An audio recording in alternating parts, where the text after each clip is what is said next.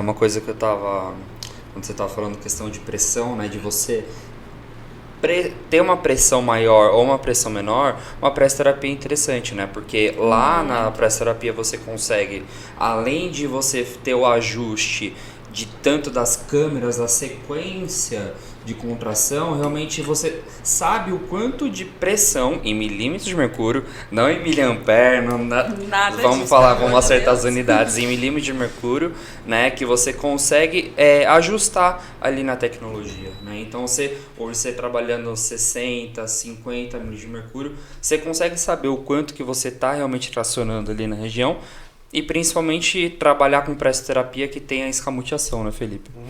Não, é fantástico. É o sonho de consumo, acho que de todo mundo, né? Porque é exatamente o que você falou. Você sabe a pressão que está sendo lá, porque a gente treina a mão. Mas cada paciente é cada patologia é uma. Então, se você tem um equipamento, uma pressoterapia que faça tudo isso já direitinho, é perfeito.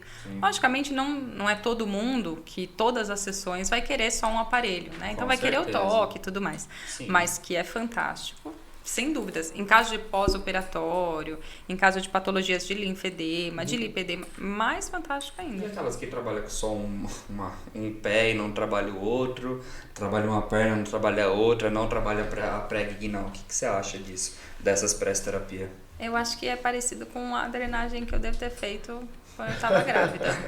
Né? É um negócio mais ou menos, né? Decepciona.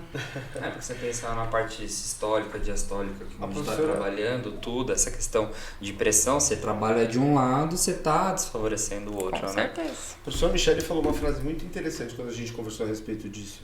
Ela falou assim, eu fiz a colocação de que a pressoterapia teria efeitos tão interessantes quanto a drenagem linfática manual bem feita. Aí ela falou assim, olha, se a drenagem linfática manual for mal feita, eu prefiro muito mais a pressoterapia, né? Porque é aquele profissional que a gente comentou, que faz drenagem achando que está fazendo massagem modeladora, se ele alivia a mão, ele não sabe a sequência, não sabe o ritmo, não sabe a direção, não sabe o sentido, enfim. Né? Então, se faltar as propriedades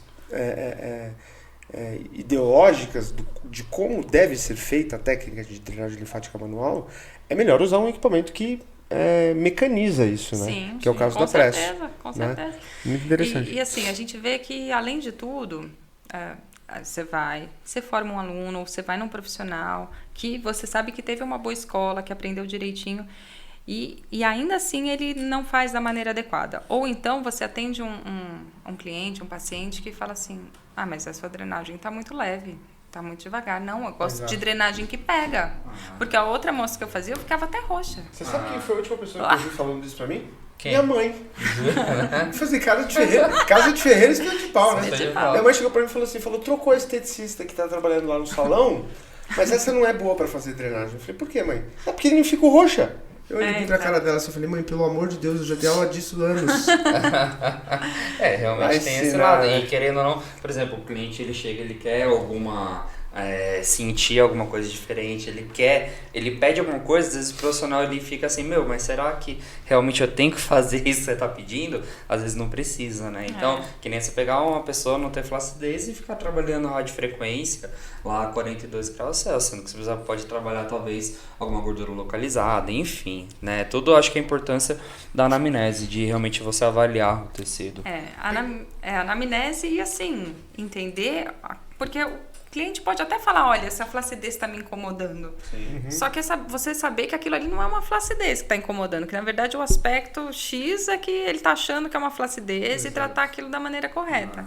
Né? Então, é você realmente saber avaliar e entender a fisiologia para saber fazer o que for da maneira correta. A colocação dela meio que já quebrou a pergunta que eu ia fazer, porque como eu sei que a Pamela é estudiosa de recursos terapêuticos de uma forma ampla, não só manuais como físicos, eu ia te perguntar, pensando no edema e nas indicações da drenagem, o que vem como a gente falou da presso, mas além disso, o que casa bem com a drenagem linfática numa conduta clínica em estética? E aí você já meio que respondeu, porque você falou, depende do que tiver associado como disfunção. Mas algum recurso, por exemplo. Dá umas ideias. Eu acho que, por exemplo, se a gente tiver uma boa vacoterapia ajustada da maneira correta, é bacana.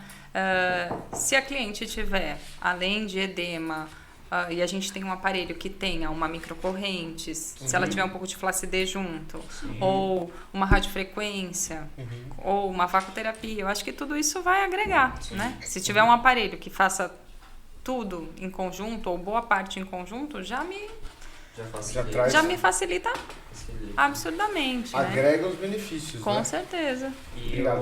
E a massagem modeladora também, porque assim, eu falava para os alunos, olha, porque a gente dá aula, aí os alunos, alguns gostam. Aí eles falam, mas professora, eu vou cobrar X para fazer massagem modeladora? Eu vou cobrar só isso? Eu falo, não, você vai fazer a melhor massagem do mundo para você cobrar o quanto você quiser. E aí a pessoa vai pagar. Caso contrário, utiliza um aparelho que também te ajude, né? Te facilite, não te canse tanto. Sim. E eu, por exemplo, hoje você pega equipamento de endodontia, terapia endérmica, vamos dizer assim. Você pega, tem muitas... Eu gosto de falar que equipamento é como se fosse ferramenta, né? Ele precisa estar sempre calibrado. Sim. Quantos equipamentos eu já peguei que tem descalibração, que mostra no visor que tá uma pressão e não tá, que realmente fala que tem uma pressão efetiva e não tem quase uma bombinha de aquário dentro. Então tem que também levar esse aspecto um pouquinho referente à tecnologia, de ter alguma coisa que tenha uma vazão efetiva num procedimento. Então, da mesma forma, eu acho que, como você comentou, da importância da pressão, no equipamento de vácuo também. Toda a pressão que você trabalha, você não precisa trabalhar lá no 500, 600 mil de mercúrio, uma pressão extrema do equipamento. Vai acabar tendo bastante intercorrência também. Eu e a Pamela, que somos da mesma geração, praticamente, da fisioterapia, a gente sabe por quanto tempo, né, décadas, a gente trabalhou com recursos psicossomáticos, né, porque o negócio, a gente achava que tava, calibração não existe. Né? Eletrodo autoadesivo, na minha época da graduação, usou por 10 anos. Era o mesmo. Quando eu entrei lá, o eletrodo estava no cadáver de anatomia, eu saía que estava no paciente.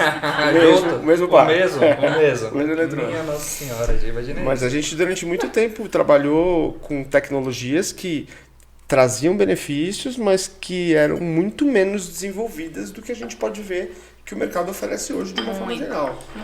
Eu consigo falar um pouquinho sobre isso, porque, por exemplo, equipamento de eletroestimulação, o intervalo ao qual você trabalha num potenciômetro, eu estava falando até no nosso último podcast isso, falando, por exemplo, o ajuste que você tem que fazer de intensidade do equipamento, né? Vamos dizer, a gente vai aumentar a carga de pulso da tecnologia, do recurso, do equipamento de eletroestimulação. O quanto você varia num potenciômetro digital, aquilo ali é extremamente importante. Você saber o quanto de microampere ou miliampere que você está trabalhando, qual a duração de pulso, você está trabalhando em milissegundos ou microsegundos. Realmente o equipamento, ele te dá essa possibilidade. Por conta da tecnologia, às vezes um fabricante ele desenvolvia um equipamento, só que, por exemplo, ele não tinha essa percepção da importância da escala de um equipamento. Hoje, por conta de ter vários processadores, ter uma tela touchscreen, por exemplo, é muito mais fácil, pelo menos ao meu ver, né, o engenheiro falando, mas é muito mais fácil você trabalhar uma tecnologia hoje, porque você consegue trabalhar tanto de maneira programas manuais que você, pelo seu conhecimento, você consegue replicar tudo aquilo que você estudou na tecnologia, ou você consegue trabalhar com programas automáticos. Só que o programa automático, eu vejo muito professor falando, se programa automático desse resultado, não precisaria de treinamento. Mas você fala assim, vamos abrir um pouco mais a cabeça. Lógico que pode. O problema é que o aluno não avalia. Né? Então, se o aluno souber avaliar, talvez ele saiba usar tranquilamente o programa automático X. O problema é que ele vê lá vários automáticos, eu vou fazer um por sessão. Exato. E lembrando que é uma tecnologia, vamos dizer assim, não é um produto de prateleira que qualquer um pode comprar. Estamos falando de um produto profissional. Sim. Então, o profissional, se é um produto profissional, o profissional que está utilizando tem que entender o que ele está utilizando. Sim. Não é talvez não é a falha do equipamento. Não é. Às vezes é o profissional em si que não está sabendo manusear. E isso destoa totalmente, entendeu? Mas eu entendi bem o que a Pamela quis dizer nesse sentido, porque é aquilo, o aluno fala assim, para que eu vou precisar saber ajustar a duração de pulso, que para começar eu já vi fabricante colocando unidade de medida errada no equipamento, mas deixa para lá. Mas o aluno fica, para que eu tenho que saber parametrizar todos esses fatores se já vem lá a indicação, analgesia? Como se o controle da dor fosse o mesmo em todas as condições e circunstâncias, né? A gente passou um módulo na graduação falando de analgesia, né, das diversas formas de analgesia, e aí o aluno encontra lá, mágico no computador, eletroanalgesia. Ele fala assim, só colocar o eletrodo, liga aqui, aperta um e tá tudo certo. Foi na cabeça. Ou por exemplo, a gente coloca até tem no nosso equipamento, a gente utiliza eletroestimulação iniciante, intermediário e avançado. É um leque muito grande na diferença ali entre um programa e o outro. É totalmente diferente. E o profissional ele tem que saber o que ele está utilizando. Né? E eu acho que outra coisa que é importante também, que poucos fazem, né, profissionais, é realmente comprar um aparelho e entender como aquele aparelho funciona, fazer o treinamento técnico do aparelho, tirar a dúvida com quem fez o aparelho, com a empresa. E aí, por mais que ele não tenha, que ele não lembre tudo que ele aprendeu na graduação, enfim, ele vai saber, porque ele vai encontrar uma pessoa capacitada para explicar para ele, olha, não, o avançado é esse, o intermediário é esse. Não é porque você é iniciante que você vai colocar iniciante para todo mundo, porque, né, às vezes na cabeça do profissional vai saber o que passa, né? Dificuldade que o Pablo tem que entender. Crônico reagudizado. Eu nunca vi tão difícil para entender um termo, né? Condição crônica reagudizada. E quando entra alguma coisinha também, falar em campo eletromagnético, pronto. Pronto, Nossa, a gente vai entrar um assunto já totalmente diferente. Eu e o Felipe, a gente deu aula de radiofrequência, foi à noite, né? Acho que era umas 8 horas. Já fala do Jones também, foi interessante que o Jones Zaghi falou, mas para nós na fisioterapia era só das curtas e micro-ondas. Exatamente, ponto. Exatamente. E aí, a gente estava dando aula e eu comecei a explicar um pouquinho sobre radiofrequência, né? O que é uma radiofrequência. Aí eu fui lá na explicação de campo eletromagnético, que é um campo eletromagnético. Você vê as pessoas assim, ó, tipo, olhando para você. Termina logo. Onde que é a parte prática agora? Pode me explicar? Então, às vezes, essa importância de entender um pouquinho da física é onde torna realmente entender da tecnologia e poder dominar. Não a tecnologia dominar o profissional, mas o profissional ter a capacidade de dominar a tecnologia. Isso... Eu falo que ensinar um ratinho a apertar o botão da direita quando tá com fome e da esquerda quando tá com sede é fácil. Agora, por que ele aperta da direita? Por que ele aperta da esquerda? O que tá acontecendo? Né? Um verde e um vermelho. Então, pegar um aparelho, ligar, colocar e fazer, muitas vezes pôr um gel lá, um óleo, enfim, é fácil. Agora, o que aquilo tá causando no tecido? Né? Por que tá com aquele parâmetro para aquele paciente? Sim. Né? Poder Cast.